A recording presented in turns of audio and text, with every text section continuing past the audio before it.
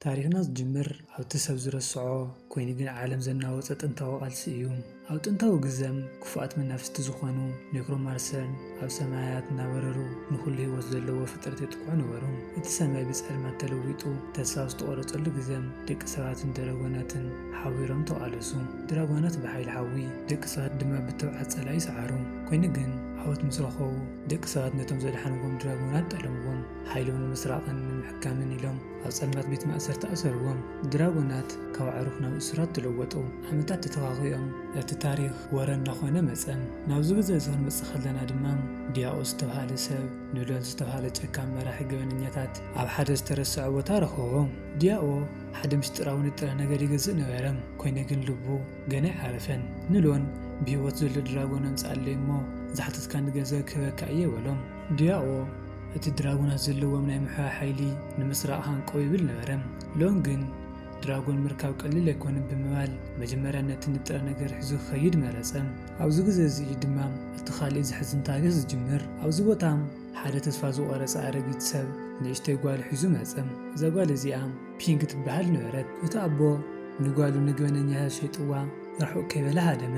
ፒንክ በቲ ዝኾነ ነገር ደንዚዛ ክትፈክር ከላ ሓደ ተኣምር ተፈጥረ። ኣብ ዙርያ ዝነበሩ እማን ብተኣምር ካብ ምድሪ ተላዒሎም ክነፍሩ ጀመሩ። ሓደ ካብቶም ገበነኛታት ክትንክያ ምስ ፈተነ ግን እቶም እማን ብሓንሳዕ ናብ ምድሪ ወደቁ። ፒንክ ተራጓል ከም ዘይኮነት ዝተረድአ ሎን ሒዝዋ ናብቲ ጸልማት ቤት ማእሰርቲ ኸደም። ዓመታት እናነገዱ ኸዱ። ፒንክ ኣብ ቤት ማእሰርቲ ከም ባርያ ኮይና ዓበየት። ላኦስ ዝተባሃለት ኣረጊት ድማ ካብቲ ክሳዳ ተንጠልጢሉ ዝነበረ ሓብሊ ስማ ፒንክ ምዃኑ ኣለለየት እሞ ከም ጎላ ጌራ ክትከናኸና ጀመረት። ፒንክ ኣብቲ ጸልማት ስርሓም ንደራሁ ምግቢ ምሃብን ነቶም እስራት ድራጎናት ምግቢ ምቕራብን ነበረ። ፒንክ ኩሉ ግዜ ብዛዕባ ድራጎናት ትሓልም ነበረት። እንኩ ዓርካም ህዋ ዝተባሃለ ንእሽተይ ጭዋ ጥራይ እዩ። እቲ ቦታ ፍርሒ ዝነገሰሉ እኳ እንተነበረ ፒንክ ግን ብትብዓት ትነብር ነበረት። ኣብቲ ካልእ ወገን ድማ ዲያቆ ናብ ኣዲኡ ክኸይድ ከሎ ንሪኦም። ኣዲኡ ኣብ ሞት ነበረት። ዲያቆ ድማ ንኽትሓዊ ደም ድራጎን ኣምፅኣላ። ዲያቆ እዚ መድሓኒት ካሕይወኪ እናበለ ይልምና ነበረ። ኮይኑ ግን ኣዲኡ ንባዕልኻ ዝኸውን መድሓኒት ድለም ሞት ተፈጥራዊ እዩ ብምባል ትንፋሳ ሓለፈት። ዲያቆ ብሞት ኣዲኡ ኣዝዩ ተሰምዖም። ካብቲ ዕለት ጀሚሩ ድማ ንሱ እውን በዚ ሕማም ከይመውት ብዝኾነ ዋጋ ናይ ዘለኣለም ሂወት ክረክብ ቃል ኣተወም። እዚ ሕማም እዚ ንዲያቆ ካብ ሰብ ናብ ጨካን ፍጥረት ቀየሮም። ሓደ መዓልቲ ፒንክ ነቲ ከቢድ መሶብ ምግቢ ተሰኪማ ናብቲ ጸቢብን ጸልማትን ጉድጓድ ድራጎናት መፀት። መራሒ ሎን ግን ብጭካነ ነቲ መሶብ ምግቢ ናብቲ ዓሚቕ ጉድጓድ ደርበዮም። እቲ ዘሕዝን ድማ ህዋ እታ አንጭዋ ምስቲ ምግቢ ሓዊር ናብቲ መዓሙቕ ወደቐ። ፒንክ ዓርካ ክመውት ክትርእዮ ስለዘይደለየት ተስፋ ከይቆረፀት ብገመድ ተንጠልጢላ ናብቲ ጸልማት ዝወረሶ መዓሙቕ ወረደት። እቲ ጉድጓድ ኣዝዩ ዓሚቑን ዘፈርሕን ነበረ። ኮይኑ ግን ፍቕሪ ዓርካ ካብ ፍርሒ ንላዕሊ ኾነ። ፒንክ ኣብ ታሕቲ ምስ በጽሐት ሓደ ግዙፍ ድራጎን ዓይኑ ክኸፍት ረኣየቶም። ፍርሒ መላእ ሰውነታ ወረሮም። ትንፋሳ ድማ ተቋረፀ። ክትሃድም ክትብል ድማ ኣእዳዋ ተጎድአት። ኣብቲ ሰዓት እቲ ግን ሓንቲ ሰበይቲ ድራጎን ብርሃን ብዘለዎ ዕንቁ መጺኣ ነቲ መሃሰይቲ ሕወየቶም። እቲ ድራጎን ምስ ፒንክ ብመንፈስ ክዛረብ ጀመረ። ንስኺ እታ ዝተሓረየት ሓላዊት ኢኺ በላ። ፒንክ እቶም ተሓልሞም ዝነበረት ድራጎናት ብሓቂ ህይወት ዘለዎም ምዃኖም ኣረጋገፀት። እቲ ድራጎን ሒዝዎ ዝነበረ ዕንቂ ተራ እምኒ ዘይኮነስ እንቁላሊሕ ድራጎን ምዃኑ ገለጸላ። እቲ ኣብ ውሽጡ ዘሎ ዕንቂ ካይ ይበሃል። እታ ድራጎን ንፒንክ እዚ እንቁላሊሕ ንክበቅዕ ናብቲ ቅዱስ ቃላይ ክበጽሕ ኣለዎም። ኮይኑ እውን ደቂ ሰባት ክረኽብዎ የብሎም ብምባል ዓብዪ ሓደራ ሃበታ። ፒንክ ነቲ እንቁላሊሕ ክትንክዮ ከላ እቲ ኣብ ውሽጡ ዘሎ ህይወት ምስ ልባ ክመታታእ ተሰምዓ። እዚ ድማ ጅማሬ እቲ ዓብዪ ጉዕዞ ነበረ። ሃንደበት እታ ድራጎን ሕድሪ ድሕሪ መሃባ ዓረፈት። በላእ እታ ቦታ ብብርቱዕ ምንቅስቓስ ምድሪ ተናወፀት። ፒንክ እቲ ሓይሊ ድራጎን ናብቲ ኣብ ክሳዳ ዘሎ ሓይሊ ክኣቱ ከሎ ተሰምዓ። ፒንክ ካብቲ ጉድጓድ ምስ ወፀት ሎንን ሰዓውትን ነቲ ዝሞተ ድራጎን ቆሪፆም ክሸጥዎ ጀመሩ። ፒንክ ብጓሂ ክትጥምቶም ከላ እቲ ድራጎን ዝሃበ ሓደራ ክትፍጽም ቆረፀት። እቲ ሓብሊ ድማ ብብርቱዕ ክበርህ ጀመረ። ዲያቆ ናብቲ ቤት ማእሰርቲ ተመሊሱ መፀ። ፒንክ ምስ ድራጎናት ናይ ምዝራብን ምስቲ እንቁላሊሕ ናይ ምትእስሳር ሓይሊ ከም ዘለዋ ምስ ረኣየ ንጥፍኣት ክጥቀመላ ወሰነ።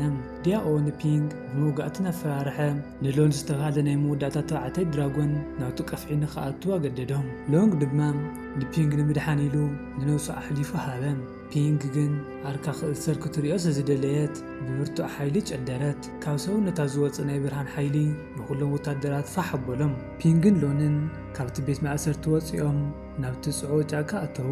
ፒንግ ነቲ ሓያል ብርሃን ዝህብ ዘሎ እንቁላሊሕ ካይ ኣብ ሕቑፋ ዓቲራቶ ንሪኦም።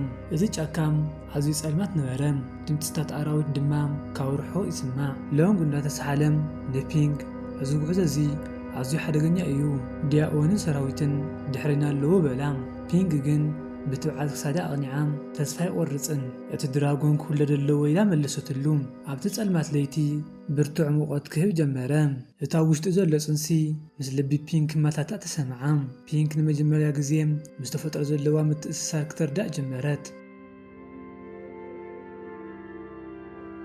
በብስጉምታ ድማ ነቲ ኣብ ክሳዳ ዘሎ ሓብሊ ዝያዳ እናብርሆ መፀ። ናይ ዲያኦ ሰራዊት ብሃንደበት መንገዲ ፒንግ ዓፂኦም ፀንሕዋ። ሎንግ ብሰንኪ እቲ ዝነበሮ ዓሚቕ ቁስሊ እናደኸመ ክወድቕ ጀመረ። ንፒንግ በይነይ ሕደግኒ እሞ ህደመ ክብል ለመና። ፒንግ ግን ንዓርካ ክትገርፎ ኣይከኣለትን። ኣብቲ ሰዓት እቲ ሓደ ወታደር ሰይፉ ኣልዒሉ ናብ ፒንግ ገጹ ክመጽእ ከሎ ፒንግ ብናይ ፍርሒ ስምዒት ኣእዳዋ ዝርጋሕ ኣበለቶም። ተኣምር ኮይኑ ድማ ካብ ኣእዳዋ ብርቱዕ ናይ ሓዊ ባልባል ኣውፅአት። እቶም ወታደራት ብድንጋጸን ንድሕሪት ተመሱ። ፒንግ ንባዕላ እውን በቲ ዝገበረቶ ተገረመት። ሎንግ ብድንጋጸ ጠሚቱ ፒንግ ንስኺ ተራጓል ኣይኮንክን፣ ንስኺ ናይ ሓቂ ሓላዊት ድራጎን ኢኺ በላ። እቲ ናይ ሓዊ ሓይሊ ንመንገዲ ጫካ ኣብርሃሎም። ጉዕዞኦም ድማ ቐጸሉ። ዲያኦ ብናይ ጥንቆላ ሓይሊ ተጠቒሙ ንፒና ማእኸል ጫካ ብመንፈስ ተገሊጹ ክረኽባ ፈተነ።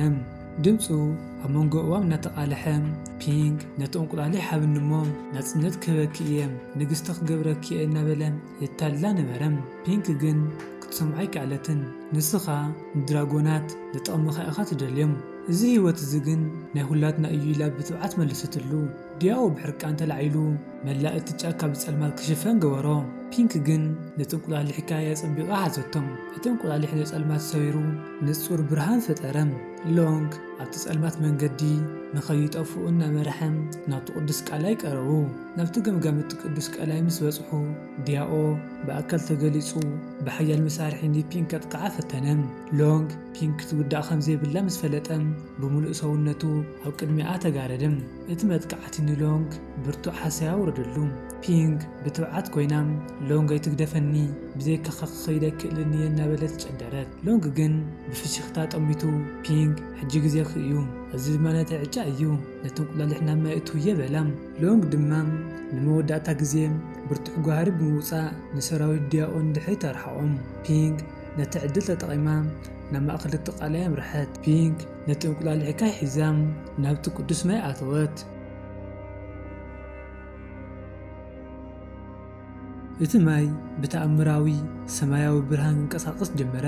ፒንግ ነቲ እንቁላሊሕ ናብቲ ማዕሙቕ ክትሰዶ ኸላ መላእ እቲ ቃላይ ብርቱዕ ብርሃን ተሸፈነ። ድሕሪ ሒደት ደቓኢታት እቲ እንቁላሊሕ ክፈርስ ጀመረ። ካይ ንመጀመርታ ዓይኒ ክኸፍት ከሎም ንፒንግ ረኣያ። ኣብ መንጎኦም ዘለኣለማዊ ምስጢራዊ ምትእስሳር ተፈጥረ። ዲያኦ ነዚ ክርኢ ከሎም ብድንጋጸ ደንዘዘ። እቲ ናይ ዘለኣለም ህይወት ሕልሙ ኣብ ቅድሚ ዓይኑ በነነ። ፒንግ ካብቲ ሓድሽ ዝተወልደ ድራጎን ካይ ዝረኸበቶ ሓድሽ ሓይሊ ብምጥቃም ንዲያኦ ንመወዳእታ ግዜ ገጠመቶም። ዲያኦ ንኩሉ ሰብ ክሕይወሉ ዝኽእል መድሓኒት ደም ድራጎን ጥራይ ምዃኑ ይኣምን ነበረ።